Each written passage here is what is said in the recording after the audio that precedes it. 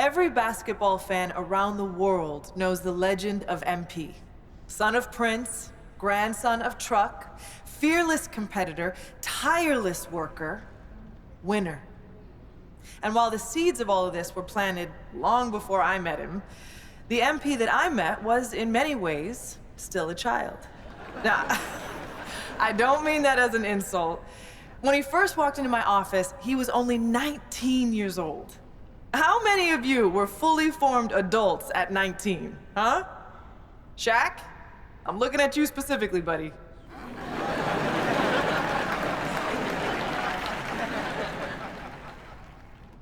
Now, what do I mean when I say he was a child? Well, for one thing, he had a child's enthusiasm for the game. MP hung on my every word when we first met. Listened to everything I said like it was the most important thing he had ever heard. I mean, he really did listen. You know, he'd go out and execute something you talked about in a film session like he'd been working on it his entire life. But he was a child in other ways, too. For one thing, he was obsessed with Ninja Turtles.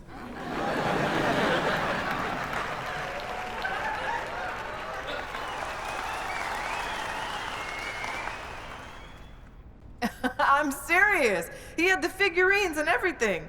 He said they'd be worth a lot of money one day, but I'm pretty sure he played with them when no one was watching.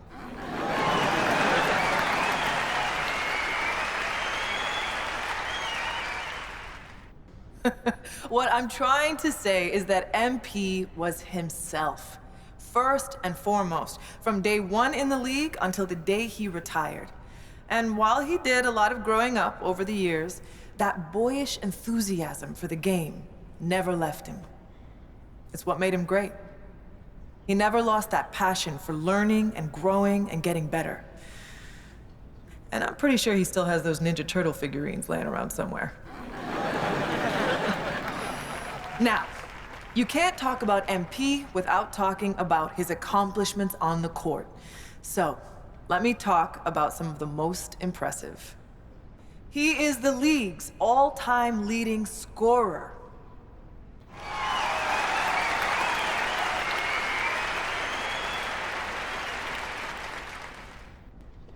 In a game defined by who can make buckets and who can't, MP was the greatest bucket getter of all time.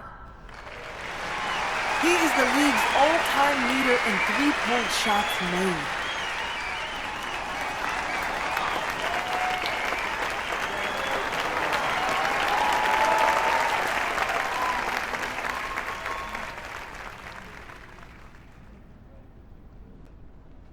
Nobody ever shot it from downtown like my guy MP, and nobody ever will.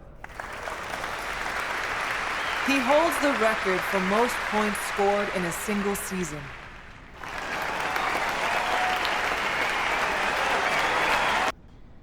That's right.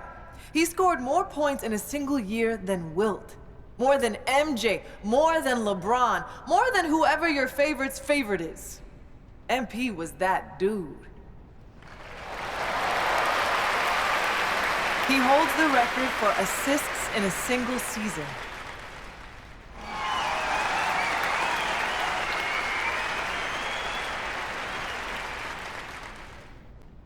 I've never seen someone so dialed in over the course of an entire year, and I doubt we ever will again. He holds the record for three-pointers made in a single season. Now, records are made to be broken, but it's gonna be a long time before we see someone that locked in for that long a period of time. He broke the most unbreakable record in sports, topping Wilt's famous 100-point game.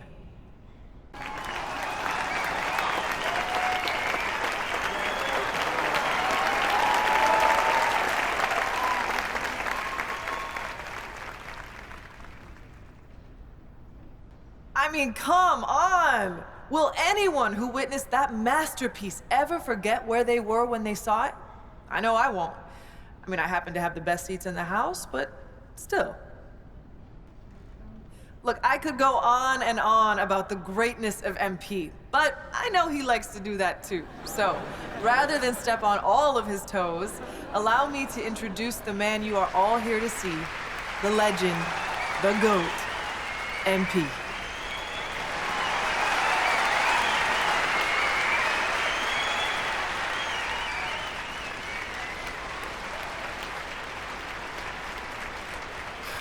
Thank you, thank you, thank you so much. And thank you, Coach Warren, for that beautiful introduction. Some people might be wondering why you took a few shots at me in my extremely valuable collectibles, but anyone who knows you knows you're a master motivator. And anyone who knows me knows I rise to the occasion when I've been disrespected. So once again, thank you. Thank you from the bottom of my heart for helping me unlock the best version of me. Like Coach Warren just mentioned, people know my story by now. They know about my grandpa, the late, great Truck. They know about my father, Prince, and how he joined the league as a cocky kid, but left a champion. But what they might not know is that throughout my career, me and my dad would have these sprawling conversations late into the night, where we talk about the history of the game and my family's place in that history.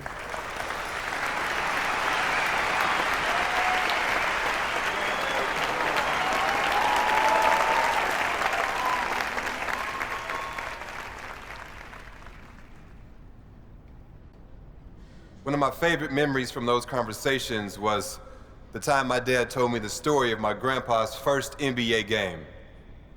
My grandpa didn't have the advantages I had growing up. He was raised in the inner city by a blue-collar father and a stay-at-home mom. There were times when they struggled to put food on the table, but he never complained. He never asked, why me? He just put his head down and got to work.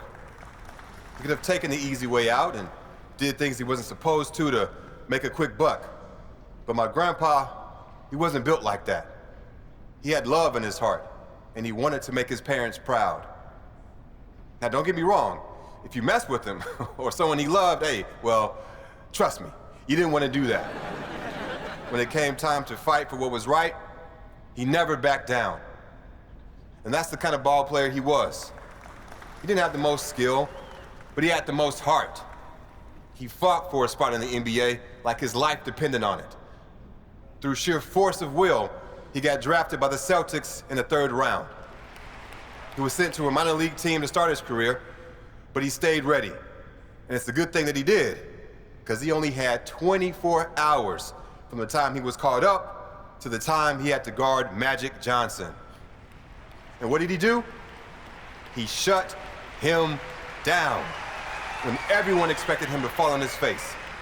Nah, my grandpa, he rose to the occasion.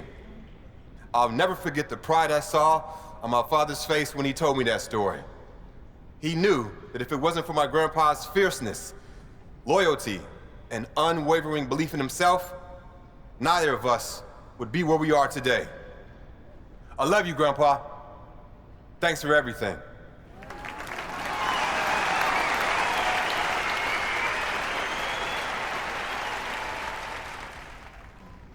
One of my favorite moments from those conversations was when my dad told me about the game that my grandpa outdueled Michael Jeffrey Jordan. Everyone remembers Truck as a defensive force, a great locker room guy, a valuable veteran mentor who showed young guys the ropes. But what most people don't remember is that the man could hoop. Now, that wasn't his strength, but when he felt like the team needed it, he wasn't afraid to get into his bag. If you don't believe me, watch the game. For those who need a refresher, the Pistons lost their first 3 matchups with the Bulls that year, and Coach Daly was sick of it. So during the 4th game, when MJ went out for 11 of the Bulls' first 12 points, my grandpa got the call to come in and knock MJ around a little, bad boy style. But Grandpa had other plans. He knew that what the team needed that day was for someone to go toe-to-toe with his airness. And by the time the dust settled, defensive stalwart Truck had outdueled the great Michael Jordan. The thing that I love about that story is that it shows a side of my grandpa most people didn't get to see. He sacrificed for his family, and he was a really serious guy, but he loved life, and he loved the game of basketball. And every once in a while, that fun-loving guy would come out of his shell and show the world that you can't pigeonhole someone, no matter how well you think you know them. One of my favorite memories from those conversations was the time that my dad told me about his first game against the late, great Kobe Bryant. People might remember that my dad was on fire that game, and you might expect him to be proud of that. But it turned out to be the worst thing for him, because it gave him too much confidence. You need to believe in yourself to make it in this league, for sure. But the flip side to that is, you have to stay hungry. And sometimes, when you get early success, it can go to your head. That's what happened to my dad. He took his foot off the gas and was left behind. For a little while, anyway. The great thing about this story is it ends in triumph. Rather than whine and sulk his way out of the league, he got his head screwed on straight, got to work, and ended his career a champion. Growth isn't linear. When you think things can only go up, they go down. And when you think things can only go down, hey, they go up. My dad learned that the hard way, but he learned it. And that perseverance is something I'll always respect about him. One of my favorite memories from those conversations is when my dad told me about shutting down the great LeBron James in the NBA Finals. I love you, LeBron, don't get me wrong, but this is my moment, so I gotta tell this story.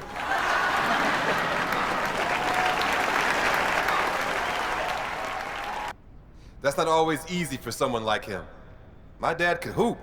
He had everything in his bag. But the proudest moment of his career was Game 4 of the Finals, when he used every last ounce of energy he had to shut down the greatest player on the planet. And again, I'm sorry, LeBron, but he held King James to under 10 points. Do you understand how wild that is in that moment? Lots of people still think he's some brash kid with no respect for the game. But those who knew him and love him like I do understand that he's a human being, one who learned from his mistakes and came out on the other side a better ball player and a better human being.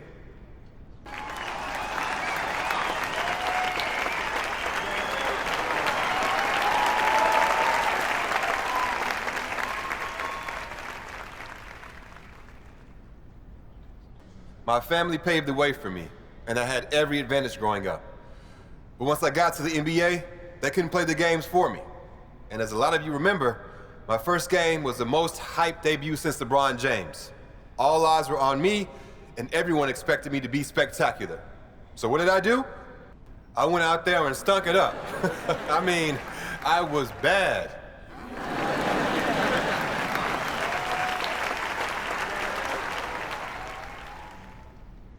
People don't think of me that way now, obviously. I've had a lot of success, or I wouldn't be here. But in that moment, I was nervous, sweating, shaking, scared. It just goes to show, people you look up to, people you think are invincible, we failed more times than you can imagine. If you want something bad enough, don't let failure stop you. Learn from it, and you grow. And if you keep working, you'll reach your goal. One of the most important things you can do if you want to have success is to set goals. And me, being who I am, I set some pretty lofty ones for my rookie season. I wanted to be the first player in NBA history to win Rookie of the Year, MVP, a championship, and Finals MVP. And I did it. People said I was crazy, but I knew I had the talent and the drive to do what had never been done before. It might sound cocky, but what's cocky when you can back it up? To me, that's just being honest.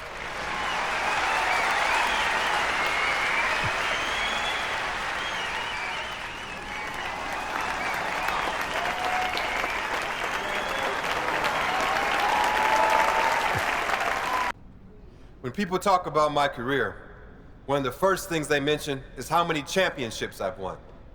And when I meet people for the first time, one of the most common questions I get is, what's it like to have more championships than Michael Jordan or LeBron James?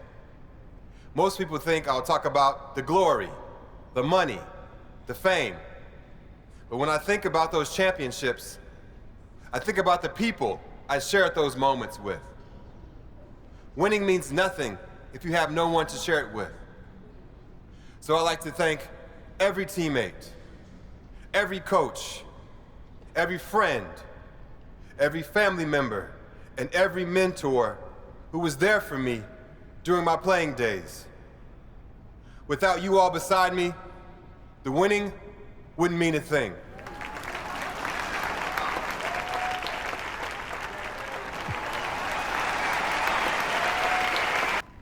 I've been up here for a little while now, and it's just about time to say goodbye. But before I do, I want to address some of the big-name pundits who put me at the top of their GOAT list recently. So here it goes. What took you so long? The championships not enough? Were the records not enough? Some people say I should be grateful to be in the discussion. But legends aren't grateful to be in a discussion. We want to win. That's what competition is all about. So for those of you who only now got on the bandwagon, I don't need you. Matter of fact, I don't want you. But if you've been here all along, you'll always be in my heart. I can't thank you enough for joining me on this crazy ride. And with that, all I've got to say is this: MP out.